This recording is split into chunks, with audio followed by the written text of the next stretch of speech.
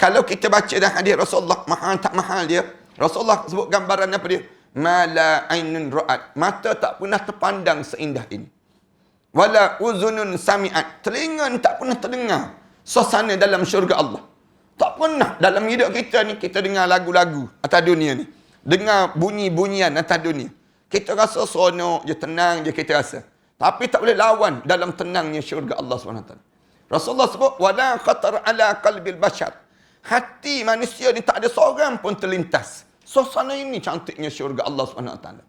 Maknanya, kita nak masuk tempat yang bernilai begitu, dengan dosa-dosa yang banyak. Tak mungkin kita boleh masuk, kecuali dengan bagaimana? Dengan rahmat Allah. Allah hapuskan segala kesilapan kita. Hidup kita ni, ada je yang kita buat salah kan. Kita ni, benda-benda yang kita buat salah tu ada je pada diri kita. Tengok jam. Ustaz ni tak datang lagi. Ni dia punya. Ni misal contohnya kita ni. Dia datang ke tak datang ni? سنخوض معاركنا معهم وسنمضي جموعا نردعهم ونعيد الحق المغتصب وبكل القوة ندفعهم وبكل القوة ندفعهم.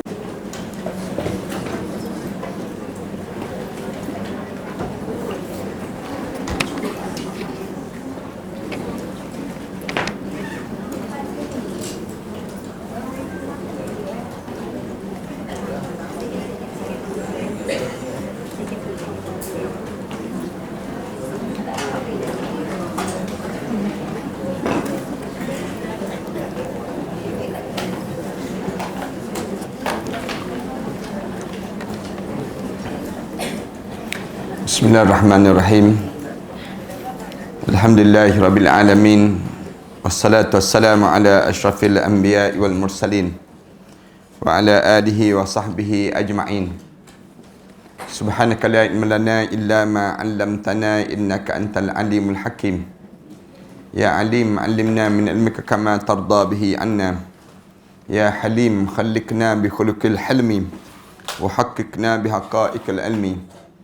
Allahumma akhrijna min zulumatil wahmi wa akrimna bi nuril fahmi waftah alaina bi ma'rifatil ilmi wa hassin akhlaqana bil hilmi wa sahhil lana abwaaba fadlik wa ansur alaina min khazaini rahmatik ya arhamar rahimin wa ya arhamar rahimin wa ya arhamar rahimin, amma ba'd. Para hadirin yang dihormati sekalian, alhamdulillah kita syukur pada Allah kerana kita diberi lagi peluang oleh Allah untuk kita bercerita tentang ataupun kita menyebut tentang peristiwa yang kita akan lalui dalam hidup kita, iaitu peristiwa yang dinamakan dengan hari kiamat, di mana apabila kita sebut hari kiamat menunjukkan bahawa hari di mana kita akan mula dipersoalkan setiap apa yang kita lalui waktu mana kita di dunia ini. Yang ni kita kena letak dalam diri kitanya setiap hari dan setiap masa pada diri kita, supaya kitanya membayangkan suasana yang kita akan lalui akan datang nanti, iaitu yang dinamakan dengan hari pembalasan. Hari kiamat ni kita sebut dah sebelum daripada ni, banyak nama-nama yang Allah jadikan pada dia dengan tujuan. Kenapa banyak nama ni? Dengan tujuan nak suruh kita ni sentiasa mempersiapkan diri kita pada saat di hari yang tidak ada apa-apa pada diri kita kecuali kita mengharapkan satu perkara saja, itu mengharapkan pengampunan Allah. Yang tu yang kita nak pada hari kiamatnya. Maksudnya Allah boleh padamkan segala kesilapan dan kelemahan yang kita lalui sepanjang kita hidup di atas dunia ini. Kerana waktu itu waktu yang kira-kira bangkit di akhirat ni kita dah lalui dah di alam barzah. Kita dah habis dah masa di alam barzah. Tapi kita akan disoal terhadap apa yang kita lalui di dunia. Maka di antara benda yang kita nak sangat di padang mahsyar ni dipanggil mengharapkan keampunan Allah. Kita nak supaya Allah ampun je kesilapan yang kita buat di atas dunia ini. Sama ada kita sengaja ataupun kita tak sengaja yang kita terlakukan di atas dunia ni. Macam mana cara kita nak minta ampun tu? Yang inilah tajuk yang kita bincangkan ini. Macam mana keadaan pada waktu itu yang kita harapkan demikian supaya Allah ampunkan kitanya. Hari ini kita sambung lagi As-Sinabahi berkata, aku mengunjungi Ubadah bin As-Samit yang sedang menghadapi sakaratul maut.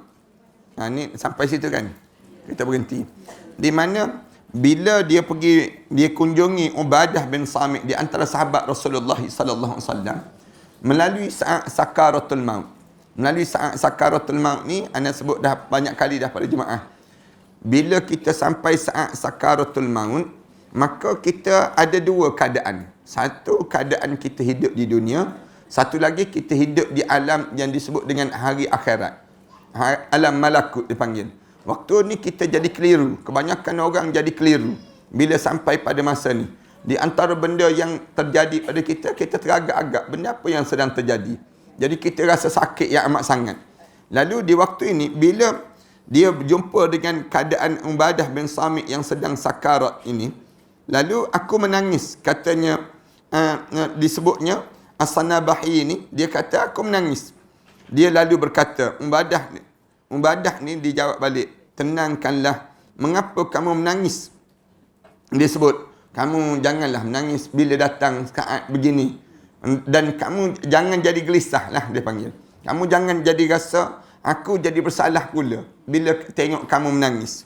Demi Allah, tiadalah satu hadis aku dengar daripada Rasulullah sallallahu alaihi wasallam yang memberi kebaikan kepada kamu semua, kecuali pada hari ini akan aku sampaikan pada kamu semua satu hadis dan aku telah dikelilinginya. Aku mendengar Rasulullah sallallahu alaihi wasallam bersabda. Rasulullah sebut, siapa yang bersaksi bahawa tiada Tuhan melainkan Allah dan Muhammad itu adalah utusan Allah, akan diharamkan oleh Allah daripada api neraka Allah Subhanahu Wa Taala. Itu cara demikian. Bila dekat nak meninggal dunia, di antara benda yang kena jaga sungguh, mulut kita ni boleh sebut la ilaha illallah Muhammadur Rasulullah. Sebut dan ulang. Jangan kita tertinggal sebut kalimah demikian. Bila dekat dengan sakarat je, mulut kita ni jangan sibuk lagi tanya siapa juara Gegar Waganza ni. Jangan sibuk lagi tanya pelakon tu jadi macam mana. Jangan sibuk lagi cerita-cerita benda demikian. Bila kita dekat sakarat, mulut kita ni sebut la ilaha illallah Muhammadur Rasulullah. Itu cara pada diri kita ni, nak suruh kita ni, biar kita ni, hati kita tak berbolak-balik. Kerana biasa orang dekat nak meninggal ni, hati dia berbolak-balik. Berbolak-balik ni punca apa? Punca 3 sebab. Alim ulama sebutlah, punca 3 sebab biasa orang dekat nak meninggal dunia. Dia akan berbolak-balik. Punca yang pertama, kerana dia nak tinggalkan dunia.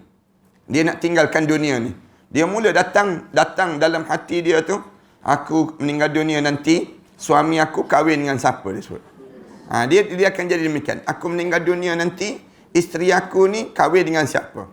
Kita mula sebab kita ni atas dunia ni, kita jangan lekat dengan dunia, jangan. Ana biasa sebut, ramai di kalangan kita ni terlekat dengan dunia. Terlekat dengan dunia macam kita terlekat chewing gum misal contohnya. Kita terlekat dengan apa dia? Lekat dengan getah-getah. Dunia ni banyak getah sangat dia panggil. Menyebabkan kita ni ramai di kalangan kita terlekat. Ada orang terlekat dengan pakaian. Ada orang terlekat dengan makanan. Ada orang yang terlekat dengan pasangan hidup. Dia terlekat, dia panggil. Yang ni bahaya dalam hidup. Jangan kita biarkan diri kita melekat dengan dunia. Dunia ni sekadar sudahlah kita lalu saja dunia.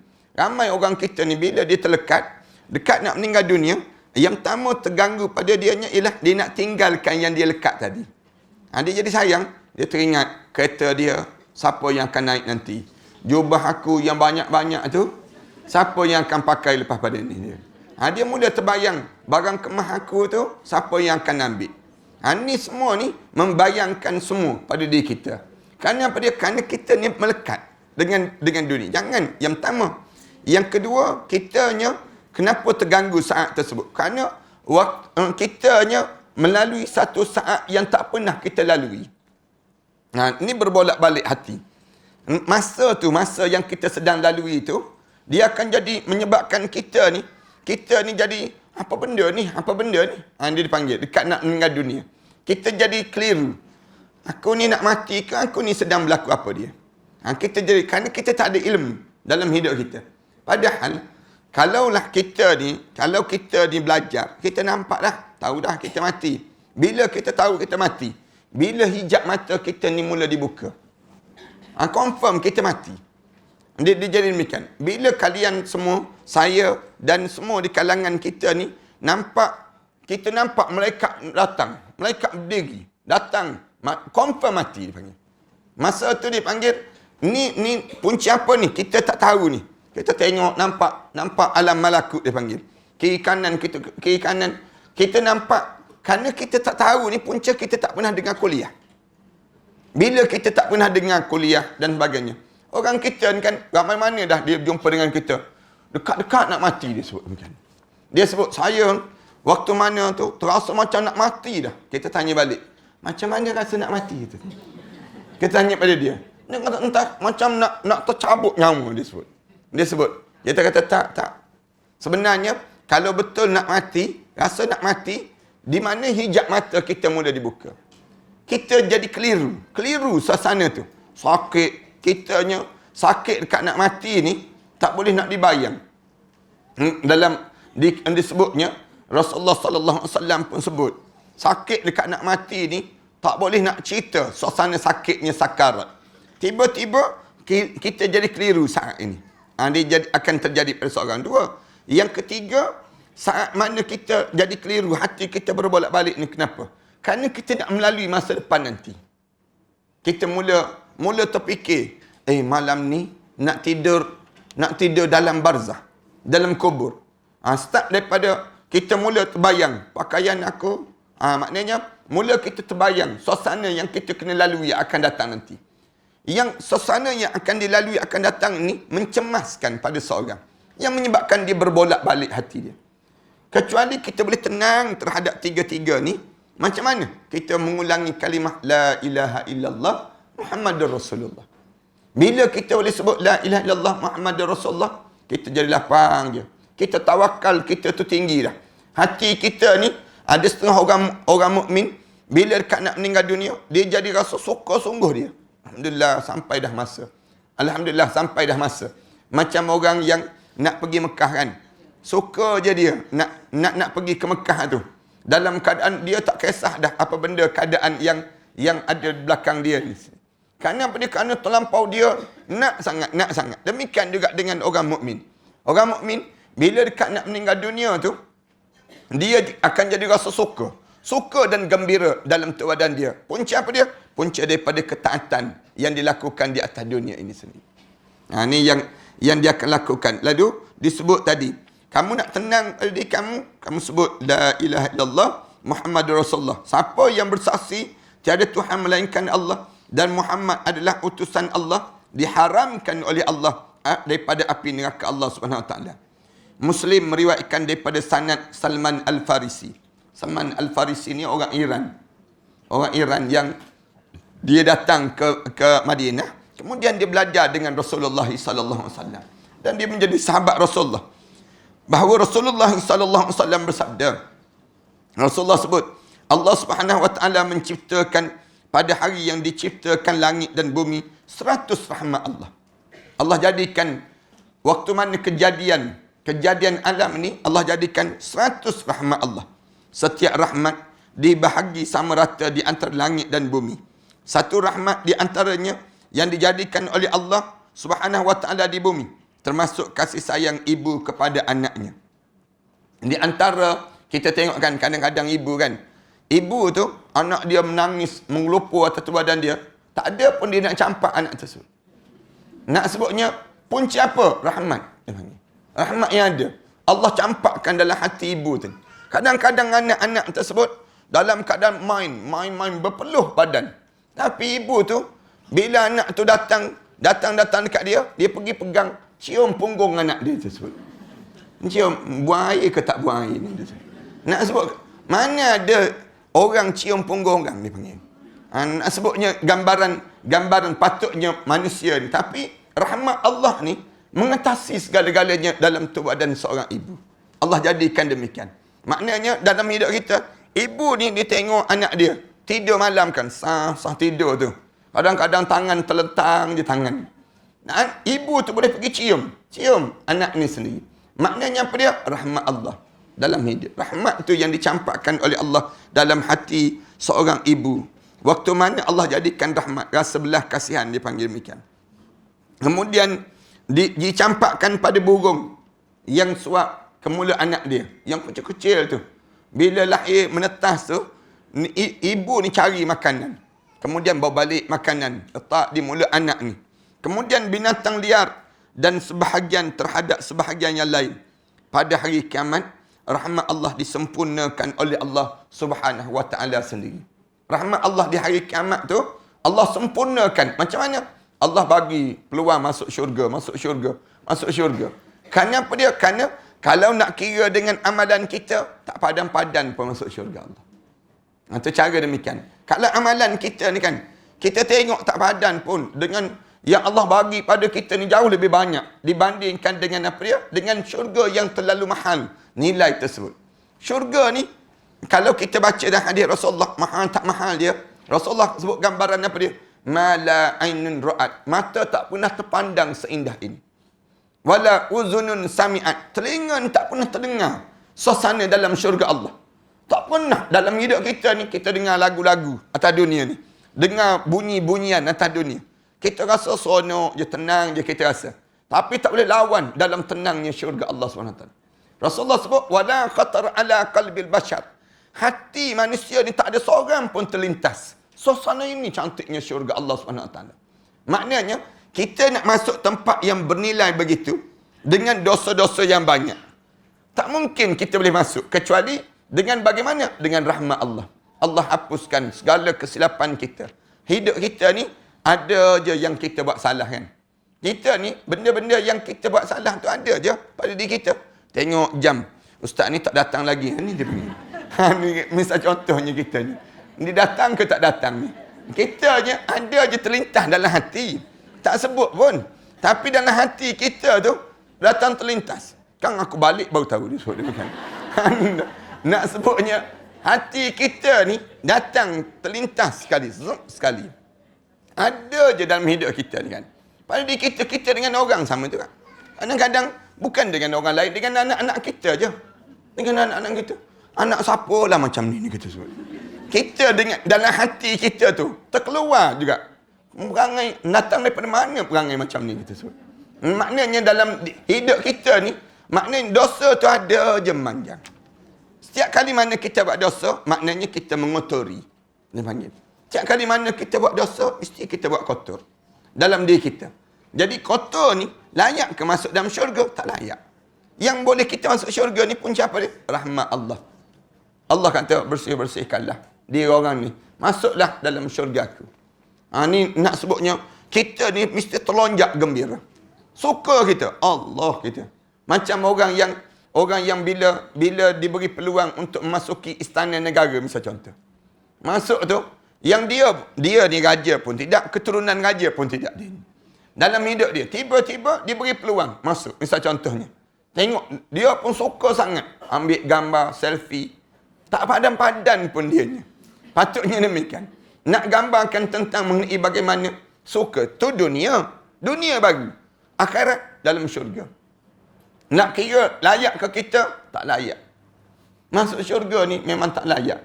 Tapi kita ni dapat mana? Daripada syafaat Nabi Muhammad sallallahu alaihi wasallam.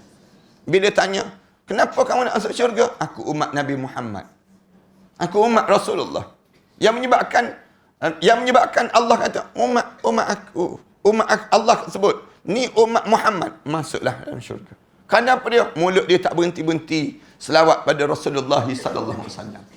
Dia akan jadi demikian. Tarik kita ni kan, kita ni diam-diam je mulut kita, Allahumma salli ala Muhammad wa ala ali Muhammad. Padahal kita tak pernah jumpa pun dengan Rasulullah. Tak pernah lihat pun wajah dia. Tapi bibir kita ni sentiasa bersalawat pada Rasulullah. Kenapa bersalawat pada Rasulullah? Nak suruh tarik perhatian Allah untuk diri kita. Kan dalam Al-Quran Karim sebutkan, Qul in kuntum tuhibbunallah fattabi'uni yuhibbukumullah. Allah ajar, kalau kamu nak suruh tarik perhatian aku pada kamu ikut Nabi Muhammad sallallahu alaihi wasallam. Bila kamu ikut Rasulullah sallallahu alaihi wasallam, yuhibbukumullah. Kamu akan dicintai di sisi Allah. Itu dia akan jadi demikian. Macam orang jumpa dengan kita kan, dia cerita, saya kenal anak makcik, saya kenal anak pakcik, saya rapat dengan dia. Kita pun tanya, kenal kat mana? Kita tanya demikian. Dia pun jawab, kenal sama belajar sama. Kita pun akan jadi timbul kasih kita pada dia. Sebagaimana dia rapat dengan anak kita. Saya memang makan sama, jalan dengan dia. Kemudian saya hidup belajar dengan dia. Kita pun lagi tambah kasih sayang kita. Sama juga kita dengan Nabi Muhammad sallallahu alaihi wasallam. Kita dengan Rasulullah ni sentiasa dalam hidup kita ni nak tarik rahmat Allah, cari Rasulullah. Hidup ini hidup dengan Rasulullah. Segala benda yang kita buat, cara kita ni biar cara Rasulullah. Rasulullah dia buat macam mana? Cara itulah yang kita lakukan dalam hidup kita. Cara Rasulullah bercakap, cara Rasulullah bergurau, cara Rasulullah hidup dan segala benda hidup dengan Rasulullah sallallahu alaihi wasallam. Tarik rahmat Allah, datang rahmat Allah untuk diri kita. Walaupun kita ni dalam keadaan yang bergelumang dengan dosa yang banyak, tapi rahmat Allah itu mengatasi segala-galanya. Tapi kita ni jangan larilah daripada yang disebut dengan rahmat Allah. Berterusan dalam hidup kita. Usahalah dari kita tarik perhatian Allah dalam hidup kita ni. Bila kita boleh buat demikian, di akhirat nanti rahmat Allah itu akan sampai untuk setiap di kalangan kita. Tu. Dalam bilion manusia ni kan, kita sedang menarik perhatian Allah. Pilih macam kita datang sini kan, datang majlis ilmu ni. Kalau orang tanya datang untuk apa dengan kuliah? Dahlah ustaz datang lewat, dia sebut demikian. Misal contohnya kita ni, datang buat apa? Dahlah dengan kuliah, elok dengan kuliah, lalu pula tabun derma. Misal contohnya. Kita orang sebut, datang buat apa dengan kuliah? Kita jawab, datang untuk dapat rahmat Allah. Kita sebut demikian, biar Allah rahmati saya. Kita nak datang tadi, heret kaki kan? Heret kaki. Nak datang ke tak datang? Kan datang, ustaz tak datang. Sebut demikian.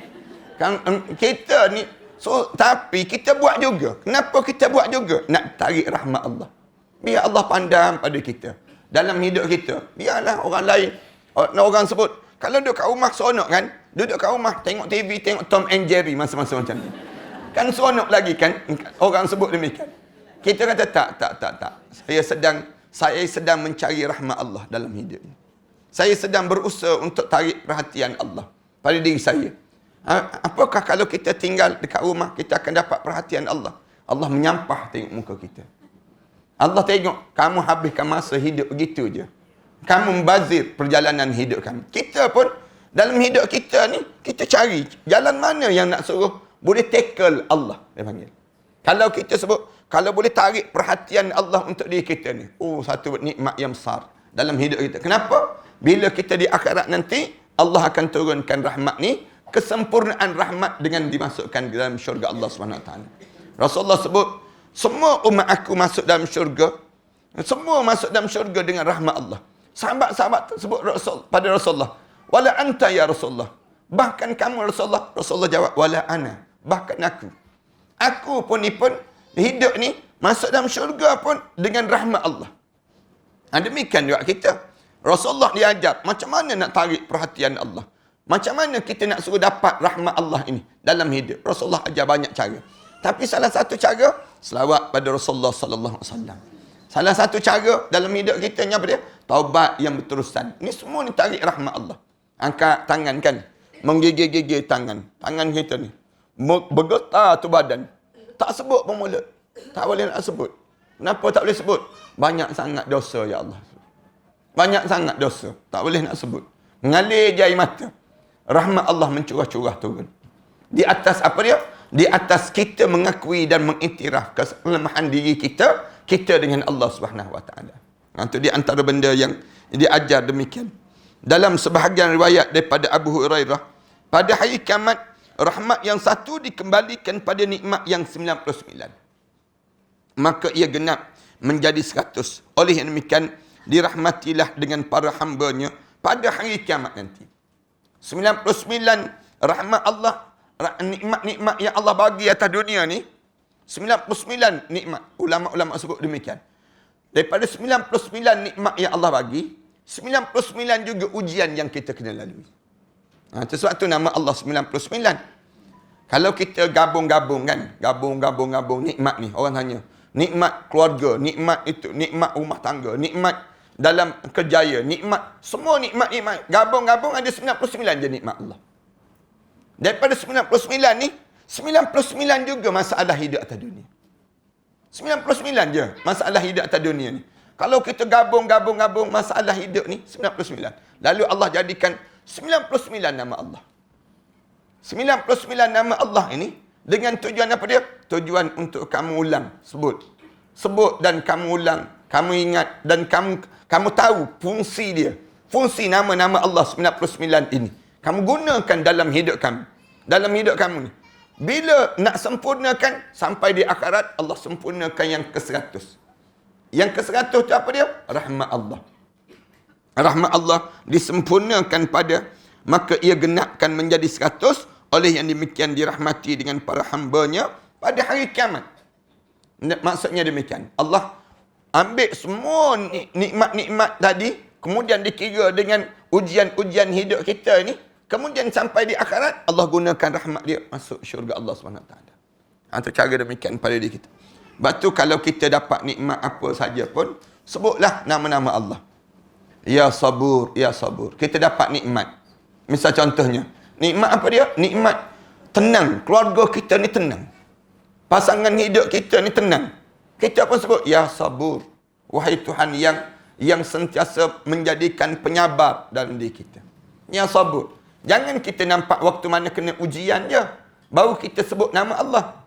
Sebutlah nama Allah di waktu mana kita menikmati nikmat. Sebutlah nama Allah di waktu mana kita diuji dengan ujian. Ramai orang faham, bila kena ujian baru sebut nama Allah. Tak. Bukan begitu.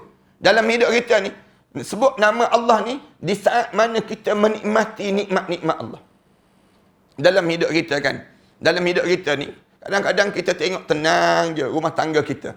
Tenang ni, kita pun sebut, Ya Latif, Ya Latif, Ya Latif. Wahai Tuhan yang melapangkan kekeluargaan ini. Wahai Tuhan yang melapangkan kekeluargaan ini. Kita pun ulang nama-nama Allah. Kita tengok rezeki banyak kan. Rezeki yang Allah bagi itu, min haitsu la yahtasib. Banyak sangat. Rumah tangga kita ni kan, pergi ke dapur, tengok-tengok ada buah-buahan kat dapur. Disebut, alim ulama sebut, mana-mana rumah yang ada buah-buahan di dapur dia, tanda rumah tangga dia bahagia. Itu dia jadi demikian. Di antara tanda kebahagiaan rumah tangga kita ni, Allah bagi rezeki banyak pada diri dia. Bila rezeki yang banyak tu, mulut kita sebut, Ya Ghani, Ya Ghani. Wahai Tuhan yang kaya. Wahai Tuhan yang mengayakan. Kayakanlah aghnina bihadalika an harami. Kayakanlah aku daripada sumber yang halal. Jangan kamu kayakan aku daripada sumber yang haram, ya Allah. Nah, cara kitanya. Bila kita dapat nikmat-nikmat sebegitu, di akhirat nanti, kita nak pada apa dia? Rahmat Allah. Menyempurnakan segala nama-nama Allah 99 tadi, di atas nikmat-nikmat yang kita dapat, dan 99 juga di atas ujian-ujian yang kita dilalui. Yang kita lalui dalam hidup kita. Ini cek baliklah. Nama-nama Allah SWT. Allah SWT sebut, Walillahil asma'ul husna fad'uhu biha. Nama Allah ni ada 99 nama-nama Allah. Nama yang terbaik. Maka berdoalah kamu pada Allah dengan nama-nama tadi. Syekh Al-Imam Al-Hafiz Al-Musni Abu Al-Hasan Ali bin Muhammad bin Amr Al-Bakri meriwayatkan daripada anak lelaki Abu Bakar As-Siddiq radhiyallahu anhu, daripada Abu Hurairah radhiyallahu anhu, bahawa Rasulullah sallallahu alaihi wasallam bersabda, ketika langit dan bumi diciptakan, Allah menurunkan 100 rahmat Allah. Mula-mula jadikan langit dan bumi ni ada 100 rahmat Allah. Setiap rahmat disebarkan di langit dan di bumi. Kemudian satu rahmat di antaranya dibahagikan untuk semua makhluk. Di antara rasa kasih sayang, apabila kiamat telah tiba, maka rahmat yang satu itu dikembalikan pada 99 saja, sehingga ia sempurna menjadi 100. Dengan rahmat itu Allah merahmati para hambanya pada hari kiamat, sehingga iblis mempunyai harapannya untuk mendapat bahagian sama. Iblis pun asal aku pun dapat juga ni, katanya iblis. Ada peluang juga ni. Tengok orang yang jahat-jahat pun boleh juga masuk syurga, takkan aku tak boleh masuk. Ada lagi yang jahat daripada aku. Siapa dia? Fir'aun disebut demikian. Fir'aun tu kan mengaku dia Tuhan kan. Waktu mana Fir'aun mengaku ya Tuhan tu, terkejut iblis. Katanya iblis. Tergamam iblis. Nak sebutnya iblis, dia rasa aku lebih baik lagi. Rasulullah kata, rahmat Allah tu, pemurahnya Allah di hari kiamat tu, sampai iblis pun merasakan dia ada harapan juga. Nak sebutnya gambaran bagaimana kita atas dunia ni, tolonglah cari betul-betul untuk menarik perhatian Allah di akhirat nanti. Jangan sampai peringkat kita ni berputus asa dengan Allah. Atas dunia ni jangan berputus asa dengan perintah Allah. Dalam hidup kita ni cepat putus asa orang kita. Orang tanya kepada dia, kenapa yang kamu tak tutup aurat? Kalau tutup aurat nanti tak dapat kerja. Dia sebut demikian. Ini tanda dia berputus asa. Jangan demikian. Dalam hidup kita, jangan putus asa. Ramai di kalangan kita ni, dia rasa bahawa Allah ni tak menyayangi dia. Padahal, dalam hidup kita, kita kena letak Allah ni, kasih sayang Allah tu semakin tebal pada kita, bila kita ni semakin tarik perhatian Allah. Penat kan, malam-malam kita tengah tidur. Ana buat contoh yang mudah. Tengah tidur, lena, hujan lebat, malam pekat. Bunyi angin pula kuat. Pukul 2 pagi. Bingkah bangun kita. Bangun juga. Ana sebut demikian. Nak sebut, tatajafa junubuhum anil madaji. Dia bangun tu badan dia. Penat ya Allah, penat. Penat tu, nak masuk bilik air kan, golek dia. Dia nak masuk bilik air tu, dia pusing. Dia nak sebutnya gambaran, dia nak bagi tahu pada Allah, penat ya Allah. Meniarap tu berjalan, melangkah. Nak masuk bilik air. Ya Allah bagilah, nak juga pada dia. Bangun ambil kain semayang. Solat juga dia. Sujud tu, berdengkur pula. Dalam sujud dia. Nak sebutnya, gambaran bagaimana dia sungguh-sungguhnya. Dia dengan Allah. Nak tarik perhatian Allah ni. Angkat tangan. Setengah-setengah orang tu, mengletar tangan dia.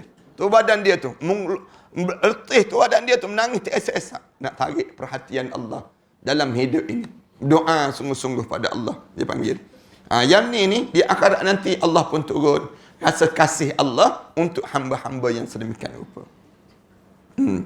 Rasulullah kata pemurahnya Allah di akhirat tu, sampai iblis pun berangan-angan dapat juga. Maknanya, tak payah berangan lah iblis, patutnya demikian. Kalau kita nak sebut, kamu tak payah berangan lah. Tapi Rasulullah sebut, tengok mudah sangat orang masuk syurga.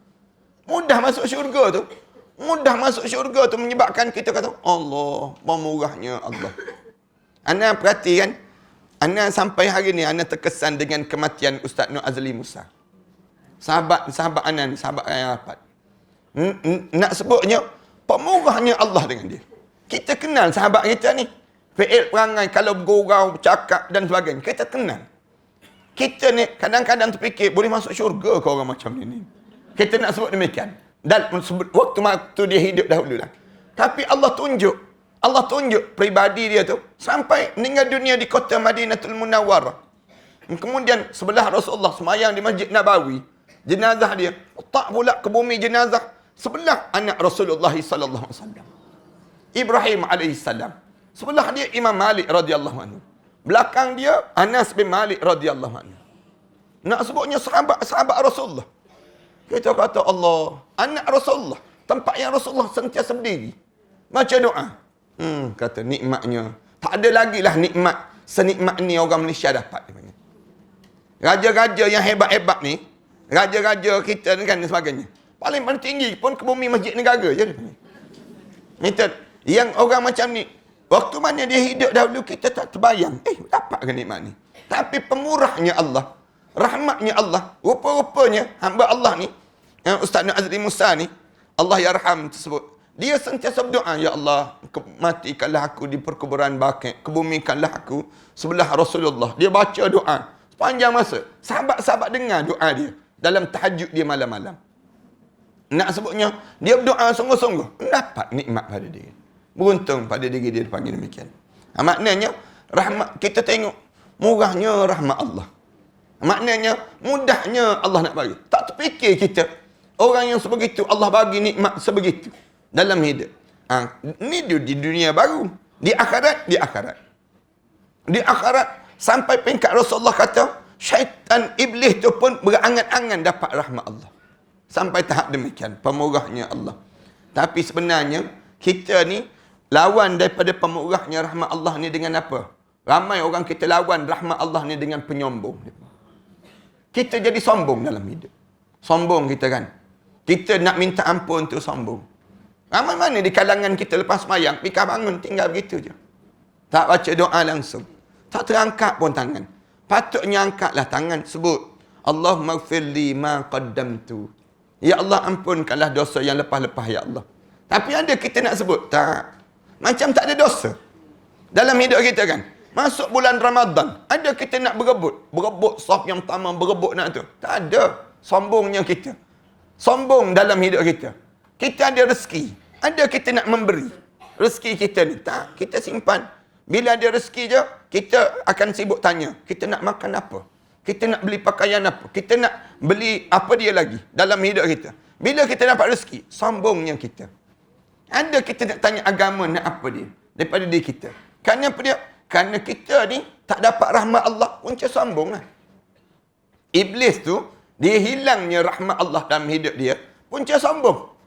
Aba wastakbara. Dia enggan dan juga rasa sombong dalam hidup dia. Jangan ada perasaan ini. Rasulullah kata, la yadkhulul jannah man kana lahu fi qalbihi misqala dzarratin al-kibriya.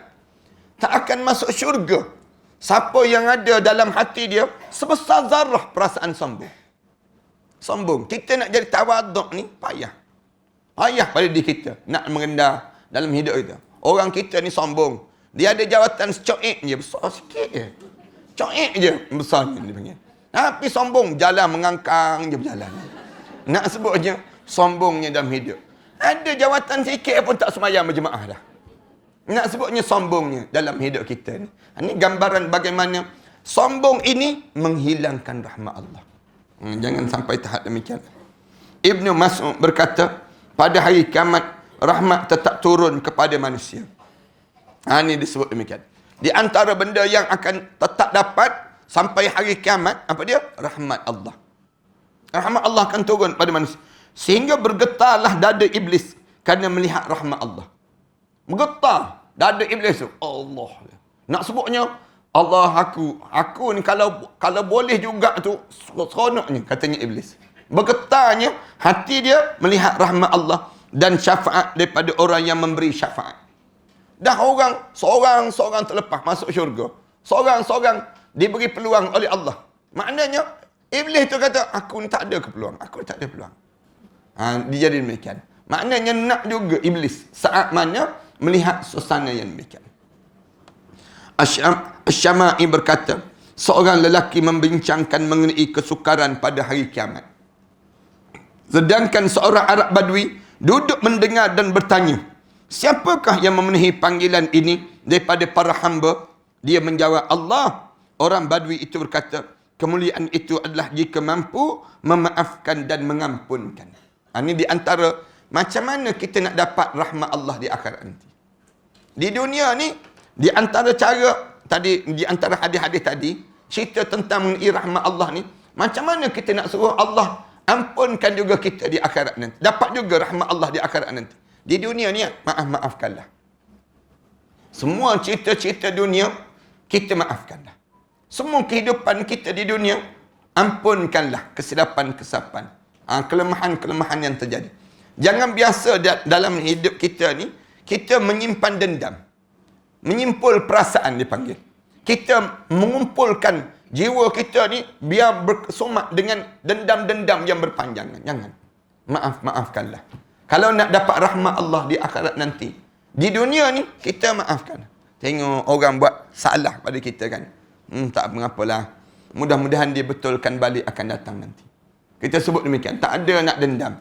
Tak ada pada diri kita nak marah pada diri kita. Kerana penyakit ni biasa melekat dalam jiwa orang Melayu kita. Orang Melayu kita ni dendam panjang tau. Dendam kita 7 keturunan lah, 7 keturunan. Yang berpanjangan, panjang. Yang menyebabkan Islam ajar, maafkanlah. Maafkanlah yang lalu dalam hidup kita. Janganlah kita simpan. Bila kita simpan, menyebabkan hilangnya rahmat Allah untuk diri kita. Macam mana biasa sebut tu kan?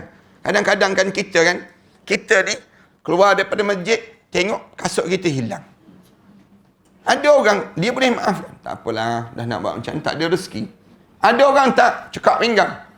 Aku tak halal dunia akhirat, dia sebut. 7 keturunan disambung sekali lagi. Yang menyebabkan dendam tu berpanjangan di akhirat. Sampai di akhirat, orang lain dah masuk. Orang lain dah masuk. Kita tak boleh masuk syurga. Kenapa tak boleh masuk syurga? Tunggu selipar tak sampai. Tunggu barang ni tak sampai. Dia mesti selesai juga. Selesai juga. Tak padan-padan langsung. Maafkanlah di dunia ini. Maknanya contoh yang mudah lah. Dalam hidup kita. Banyak benda yang kita ni lalui dalam hidup yang menjadikan kesan yang berpanjangan. Tergurih perasaan kita kan. Terbawa-bawa sampai hari ni. Dalam hidup kita. Punca apa? Jadi demikian. Kerana kita sentiasa simpan. Bawa dalam hidup kita. Jangan. Belajarlah untuk memaafkan. Bila kita maaf, sehinggakan Allah akan memaafkan. Diriwayatkan daripada Ibnu Majah, daripada Anas bin Malik bahawa Rasulullah sallallahu alaihi wasallam membaca sepotong ayat Al-Quran. Wa ma yazkuruna illa an yasha Allah. Huwa ahlut taqwa wa ahlul maghfirah. Dan mereka tidak akan mengambil pengajaran daripada Al-Quran kecuali yang Allah kehendaki. Illa an yasha Allah. Orang yang jenis demikian. Dialah, yakni Allah, huwa ahlut taqwa. Dia Tuhan yang patut kita bertakwa kepadanya. Dan wa ahlul maghfirah, dan yang berhak memberi keampunan pada kita. Lalu baginda berkata, Allah Ta'ala berfirman, aku adalah yang paling ditakuti. Maka jangan jadikanlah Tuhan selain daripada aku. Jangan ambil selain daripada Allah dalam hidup. Hidup ni hanyalah Islam. Dalam hidup kita ni, hidup mati kita kerana Allah. Jangan terjebak dengan Islam liberal. Jangan terjebak dengan apa dia? Dengan nasionalis. Jangan terjebak dengan sekularis. Anda nak sebut pada jemaah-jemaah kena ingat betul-betul ni. Jangan kita terperangkap dengan perangkap-perangkap ini. Ramai yang terbaru ni, anda dengar ada seorang ustaz kata politik tak terkait dengan agama. Tak betul kalimah demikian. Kalau politik tak terkait dengan agama, maknanya orang politik itu boleh buat dosa pahala begitu sajalah. Semua hidup kita ni terkait dengan agama. Ada ustaz yang boleh sebut demikian. Dia kata, kalau terlibat politik dengan agama, akan terjebak dengan budaya takfiri. Kita kata tak ada kaitan yang tu. Akan terjebak dengan dosa pahala dalam hidup ini. Ramai di kalangan kita ni, jangan kita dipesongkan pemikiran kita dengan sekular. Jangan dipisahkan dalam hidup kita ni, dirosakkan kita ni, dengan yang namakan dengan pahaman nasionalis, komunis, liberalis, segala ism yang sedang meresap masuk sekarang ini. Dalam hidup kita ni, kena terima Islam je. Islam je. Ini cara dalam hidup orang mukmin. Rasulullah sallallahu alaihi wasallam sebut, jangan menjadikan Tuhan lain bersama denganku. Allah Subhanahu wa taala sebut demikian. Maknanya, maka jangan jadikanlah Tuhan selain daripada Allah. Tuhan ni maknanya benda yang kamu yakini lebih daripada Allah. Benda apa kita yakin dalam hidup kita? Ada orang yakin dengan Syiah. Ada orang yakin dengan pahaman-pahaman yang banyak yang sedang masuk ini sendiri. Jangan hanya kita terima Islam. Wa man yabtaghirul islami dinan falan yuqbala min. Siapa yang terima selain daripada Islam sebagai satu cara hidup dia, tak diterima di sisi Allah. Wa huwa fil akhirati minal khasirin. Di akhirat nanti, dia termasuk di kalangan orang yang rugi. Para hadirin sekalian kena jaga yang ni. Jaga betul-betul pada diri kita ni. Aku adalah yang memberi keampunan, katanya Allah. Bila kamu buat syirik pada Allah, hilanglah keampunan Allah. Tapi kalau sekiranya hidup kamu ni, kamu betul-betul ikhlas pada Allah. Betul dalam hidup kamu dengan Islam. Pada diri kamu. Maknanya, keampunan Allah tu datang. Mencurah-curah untuk diri kamu. Hadis ini hadis hasan gharib. Diriwayatkan daripada Abdullah bin Abu Aufi, dia mengatakan bahawa Rasulullah sallallahu alaihi wasallam bersabda, demi zat yang mengenggam jiwaku, nyawaku, Allah Subhanahu wa taala lebih penyayang daripada seorang ibu kepada anaknya. Satu ketika Rasulullah pernah lihat seorang ibu cium anak dia, pegang anak dia. Rasulullah sebut pada sahabat-sahabat, demi Allah, Allah lebih sayang daripada ibu kepada anak tersebut. Ibu ni ibu zaman-zaman dahulu kan. Ibu zaman dahulu tu mandi anak atas kaki kan. Mana ada ibu zaman sekarang mandi anak atas kaki. Nak sebutnya zaman-zaman dahulu lunjur kaki tu, betis tu, letak anak atas tu. Sekarang tak ada. Anak orang lain je mandi. Nak sebutnya zaman dahulu ibu ni sayang sungguh. Basuh najis anak. Basuh najis anak. Kain kan? Kain lampin tu. Tak ada macam zaman sekarang ni pakai pampers dan sebagainya. Rela basuh. Nampak tu putih kain. Nak sebutnya penuh dengan nila zaman dulu. Nak sebut, nak cantikkan sikit bernila kain tersebut. Tak ada dah sekarang. Dunia kita dipanggil. Dalam dunia kita. Tu sayangnya ibu. Rasulullah kata Allah lebih menyayangi ibu daripada ibu pada anak tu. Sayangnya Allah pada kamu lebih daripada ibu menyayangi anak tersebut. Sayangnya Allah pada diri kita. Cuma kita je tak pandai menghargai rasa kasih dan sayang Allah ini pada kita. Sayang, punca kita tak hargai ini, punca kita tak belajar. Kalau kita belajar, kita dengar je, oh betul lah. Dalam hidup kita ni, orang kita ni bila dia nak belajar? Hidup kita ni dengan penuh kebendaan, materialistik kan? Hidup kita ni berkejaran untuk dapatkan dunia. Sehingga kan kita tertinggal untuk kita bercakap tentang akhirat. Dan kita jadikan demikian. Nak kepada kemodenan, konon-konon. Nak cerita tentang kemodenan. Nak sebutnya hidup dia jadi demikian.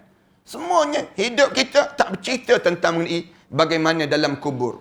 Bagaimana kita di padang mahsyar. Bagaimana kita di saat mana kita nak menghadap depan Allah SWT.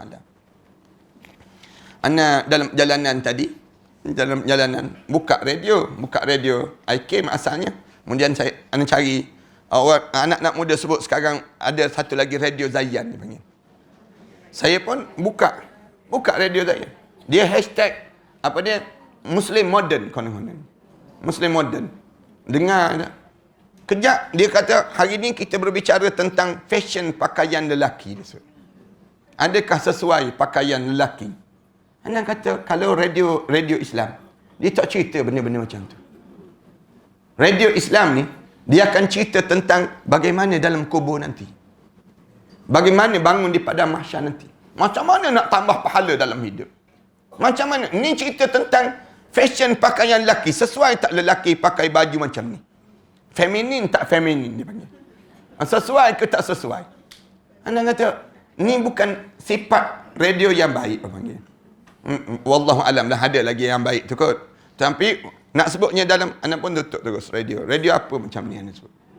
Nak sebutnya gambaran pada diri kita tentang mengenai kalau kita ni orang yang nak disebut dengan hidup orang mukmin ni, hidup dia fikir macam manalah aku nak lepas di akhirat nanti. Macam manalah aku cerita-cerita benda yang demikian yang lebih baik dalam hidup. Kirim salam pada penerbit Zayan. Pada diri kita. Muslim meriwayatkan daripada Umar bin Al-Khattab radhiyallahu anhu. Dia berkata, para tawanan dibawa kepada Rasulullah sallallahu alaihi wasallam. Ketika seorang tawanan wanita mencari seorang anaknya. Ada tawanan tu, wanita perempuan cari anak dia, tiba-tiba dia mendapati seorang budak kecil dalam tawanan itu. Dia lalu mengambilnya, mendakapnya ke perutnya dan menyusukannya. Tengok dalam tawanan perang. Rasulullah bersabda kepada kami, adakah kamu semua melihat wanita itu dan akan membuang anaknya? Rasulullah tanya, kalian agak-agak perempuan itu akan buang tak anak dia? Rasulullah tanya pada sahabat, kami menjawab tidak, meskipun dia mampu membuang. Padahal dia boleh buang kalau dia nak buang. Maknanya apa dia? Boleh jadi anak yang kecil tu bukan anak dia pun, tapi dia oleh kerana dia terlampau rindu pada anak dia, ambil anak tu susu anak tersebut. Kalau dia nak buang, dia boleh buangkan. Sebab dia bukan anak dia pun. Patutnya dia tak buat demikian. Rasulullah bersabda, Allah lebih penyayang kepada hamba-Nya melebihi kasih sayang wanita ini kepada anaknya. Rasulullah kata, kamu tengok dia sayang kan, peluk, cium anak ni dia panggil. Kan sama ada dia rindu dia ke ataupun betul anak dia ke. Tapi kamu tengok dia tu semangat dia, Allah lebih daripada itu sayang pada kamu. Sayangnya Allah pada kita. Janganlah kita ni membalas sayang Allah dengan perkara-perkara yang dilarang oleh Allah. Pelik sangatlah dalam hidup kita ni. Bila Allah sayang, kita balas dengan benda yang buruk. Balasan yang tak baik dalam hidup ini sendiri. Abu Ghalib berkata, aku sering datang kepada Abu Umamah di Syam. Pada suatu hari, aku mengunjungi seorang pemuda yang derhaka, yang sakit, jiran tetangga Abu Umamah. Di sisinya ada bapa saudaranya yang berkata padanya, wahai musuh Allah, bukankah aku telah menyuruh kamu? Bukankah aku sudah melarang kamu? Pemuda tu terbaring sakit. Tapi pak saudara dia datang, dia sebut terus, hei musuh Allah. Kata. Sekarang baru rasa senang gitu. Kamu, tidakkah aku dah ajar daripada kamu supaya solat? Aku suruh kamu jangan buat benda yang dilarang oleh Allah pada diri kamu. Pemuda itu kata, wahai bapa saudara, jika Allah Ta'ala mempertemukan aku dengan ibuku, apakah yang dilakukan kepadaku? Anak muda yang terbaring ni jawab, kalaulah Allah temukan aku dengan ibuku, ibu aku akan buat macam mana? Aku akan buat macam mana pada aku? Bapa saudara menjawab, memasukkan kamu ke dalam syurga. Ibu kamu akan pastikan kamu masuk dalam syurga. Pemuda itu berkata, Tuhanku, Allah lebih pengasih dan penyayang kepadaku daripada ibuku itu sendiri. Dia sebut, janganlah kata macam tu. Maksudnya, kalau ibu aku nak suruh aku mati masuk dalam syurga Allah, Allah lebih daripada itu nak pada aku mati dalam keadaan aku masuk dalam syurga Allah Subhanahu Wa Taala. Yang pak cik panggil saya, wahai aduwullah, musuh Allah ini, kenapa jadi demikian? Pak cik ni benci sangat pada saya ke? Dia nak gambarkan demikian. Kemudian pemuda itu meninggal dunia. Bapa itu meninggal dunia. Bila meninggal dunia, setelah bapa saudaranya menguruskan jenazahnya dan mensolatkannya, dia mahu memasukkan jenazah ke dalam liang lahatnya. Aku turut masuk bersama bapa saudaranya ke dalam kubur itu, dan ketika berada bersamanya, dia menjerit dan bangkit. Aku bertanya, mengapa dengan kamu? Dia berkata, kuburnya dilapang dan dipenuhi cahaya hingga aku terkejut. Maknanya, pemurahnya Allah. Dia ni, pemuda ni dulu buat dosa. Dekat dia terbaring tu, pak saudara dia tu bertegur dia. Kamu ni musuh Allah sungguh lah. Aku dah suruh dah buat macam ni, buat macam ni. Dia kata, pakcik dia kata, kalau ibu saya berjumpa dengan saya, ibu saya akan buat macam mana? Ibu kamu akan pastikan kamu masuk syurga. Allah lebih daripada itu. Budak muda ni. Dia jawab demikian. Allah nak sangat kita ni masuk syurga Allah. Kemudian meninggal dunia tu, bapa saudara ni pun tak apalah, bawalah jenazah ni. Solat jenazah, turun ke dalam kubur. Bila turun dalam kubur tu, letak je jenazah. Allah. Ada orang yang Allah buka hijab mata dia. Nampak keadaan yang demikian. Nampak keadaan ini. Yang ini kalau zaman kita ni kecoh terus lah. Tapi cerita ni berlaku, dia kata, kenapa dengan kamu? Dia tanya. Kuburnya dilapang, dipenuhi dengan cahaya. Jemaah sekalian, Nana nak cerita pengalaman Nana kan? Pengalaman Nana sikit lah. Nana pergi hantar jenazah ke kubur ni. Kadang-kadang ada yang Nana hantar jenazah ke kubur tu, rasa menggetar tubuh badan. Rasa diri Nana ni sendiri. Bila berdiri dekat kubur tu, ada rasa. Kita rasa ni, menggetar kaki kita. Ada satu jenazah yang Nana pergi tu, malam hari. Malam anak pergi tu, rasa ketar tu badan. Dan ada yang bila kita ambil jenazah, kita angkat jenazah tu, wangi semerbak. Allah yarham Tuanku Datuk Ni Abdul Aziz Nikmat. Pengalaman Nana, waktu mana Ana usung jenazah beliau, ringan tu, macam tak usah apa-apa. Ringan dia tu. Kemudian, bila turunkan jenazah dia ke liang lahat tu, wangi semerbak. Nampak tu daun-daun pokok-pokok yang ni, bunga-bunga putih tu turun. Jatuh. Nak sebutnya, waktu kita usung jenazah dia tu, nampak awan ikut. Ana tunjuk pada pakcik Ana. Cuba tengok tu Ana sebut. Cuba tengok awan ikut. Dia kata dia, awan ikut. Mengiringi sebut. Ada kadang-kadang kita bawa jenazah tu, kita Allah bagi rasa. Dia panggil demikian. Cuba tanya pemandi jenazah. tanya pemandi jenazah kan. Kalau kita tanya pemandi jenazah, berbagai-bagai cerita yang ada. Ada orang yang dia mandi jenazah tu senyum je jenazah. Tenang je jenazah. Sebab tu ada orang yang bila kita mandikan jenazah dia dalam keadaan lapang je. Sehingga kan Rasulullah kata, pemandi jenazah ini mestilah orang yang amanah. Orang yang dia bertanggungjawab. Dia jaga kerahsiaan. Sebab waktu mandi jenazah tu, dia boleh tahu orang ni ahli syurga ke orang ni ahli neraka. Nak sebutnya demikian. Demikian juga yang ni. Ada orang yang Allah nampakkan dia keadaan yang berlaku.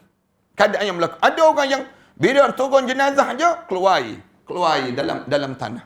Tiba-tiba keluar. Kemudian gali tempat lain. Sama juga. Nak sebutnya berlaku benda-benda yang sedemikian rupa. Bila nak turun jenazah, keluar air mata air. Ada yang keluar air kerung je keluar. Macam-macam gaya keadaan. Dia panggil. Yang ni berlaku kepada orang berdasar pada amalan masing-masing. Amalan-amalan kita dah. Satu kita ni perlu sangat. Bila kita menghadap depan Allah, biar orang soleh-soleh je datang. Orang soleh je. Dengan syarat atas dunia ni, kita berkawan dengan orang soleh. Berkawan dengan sahabat-sahabat yang soleh. Yang jahat-jahat yang tak payah berkawan. Islam larang. Kalau dia datang, buat berat bumi je dia panggil. Menyusahkan kita je. Bila kita menghadap depan Allah. Tiba-tiba dia datang. Allah datang juga dia ni. Dia menyebabkan demikian. Oleh demikian, dalam hidup ni, carilah orang soleh. Biar mereka ni baca doa. Sampai ke kubur. Bila sampai ke kubur tu, dia boleh sebut, aku nampak kubur dia lapang, penuh dengan cahaya, hingga aku terkejut. Nampak pada seorang ni sendiri. Pengalaman anak tu, anak cerita banyak. Ada orang yang kita turun tu ringan je jenazah dia. Ada orang yang bila kita solat jenazah dia tu, kita rasa lain dah. Berat je dia ni. Berat je keadaan yang dilalui. Nak sebutnya, yang Allah bagi pada setiap di kalangan kita ni ada pengalaman yang tersendiri. Yang Allah kurniakan dalam hidup ini. Hilal bin Sa'id ni kita sambung minggu akan datang. InsyaAllah. Sallallahu ala Muhammad wa ala alihi wa sahbihi wa barik wa sallam walhamdulillahi rabbil alamin. Jangan lupa tuan-tuan untuk dapatkan 2 buah kitab ini. Satu kitab bagaimana untuk kematian, persiapan menjelang kematian. Satu lagi kitab bagaimana untuk menjadikan kematian kita husnul khatimah. Dalam masa yang sama juga kita sekarang ni para hadirin sekalian, kita telah buka temuduga kemasukan pelajar-pelajar baru, di mana kita buka peluang untuk mana-mana anak-anak kita yang ingin meneruskan pengajian di Ma'had Tahfiz An-Nabawi yang sedang kita bangunkan ini. Tuan-tuan boleh hantar anak-anak tuan-tuan ke tempat yang sebegini, insya-Allah. Mudah-mudahan kita akan dapat manfaat. Yang lebih besar lagi, saya suka mengumumkan tentang mengenai kita sedang mengagihkan sumbangan-sumbangan pada mangsa-mangsa yang sedang berada dalam keadaan suasana yang sekarang ni PKPB ataupun orang yang susah. Hari ni kita agihkan lagi bungkusan makanan. Sebungkus kita perlu RM8 saja. Tuan-tuan bank inkan saja dalam Maybank ataupun Bank Islam ataupun CIMB Bank. Tuan-tuan masukkan RM8 saja satu bungkus. Satu bungkus tu untuk satu seorang. Dan alhamdulillah hari ni saya diberitahu bila kita bagi ni, tambah di Shah Alam ini, tak ada air pula. Berebut masing-masing. Ada yang menangis-nangis. Datang ambil makanan, cium makanan. Rasa seronoknya bila ada orang yang masih lagi menghargai. Dan alhamdulillah setakat ni kita di Matan Center ni, kita agih-agihkan. Dan kita guna NGO dan badan-badan pertubuhan untuk saling mengagihkan sumbangan-sumbangan ini, di mana kita bentuk dalam bentuk bagi makanan yang dah siap masak melalui dapur tokku, ataupun kita packkan barang-barang sumbangan untuk di kalangan orang-orang yang susah, dan kita bagi sumbangan dalam bentuk yang raw material lagi dalam keadaan beras, kemudian sardin, kemudian makanan-makanan yang mereka boleh masak. Ada yang boleh masak, kita bagi dalam bentuk masakan. Yang mereka boleh masak, gandum, minyak dan sebagainya. Dalam satu pack tu RM60. Kita jadikan demikian. Tuan-tuan boleh maklumkan terus pada talian 013-906-1204. InsyaAllah. Bila tuan-tuan menyumbang saja, tuan-tuan maklum ke talian ini, mudah-mudahan Allah Subhanahu Wa Taala memberkati amalan-amalan salih yang kita kerjakan ini. Aku qouli hadza astaghfirullah li wa lakum Wassalamualaikum warahmatullahi taala wabarakatuh. Bismillahirrahmanirrahim. Alhamdulillahirabbil alamin. Wassalatu wassalamu ala rasul amin wa ala alihi wa sahbihi ajma'in. Rabbana iftah bainana wa baina qaumina bil haqq wa anta khairul fatihin. Rabbana atina fid dunya hasanah wa fil akhirati hasanah wa qina adzaban nar. Alhamdulillahirabbil alamin. لا إله إلا الله محمد رسول الله عليه صلاة الله وآله والأحبة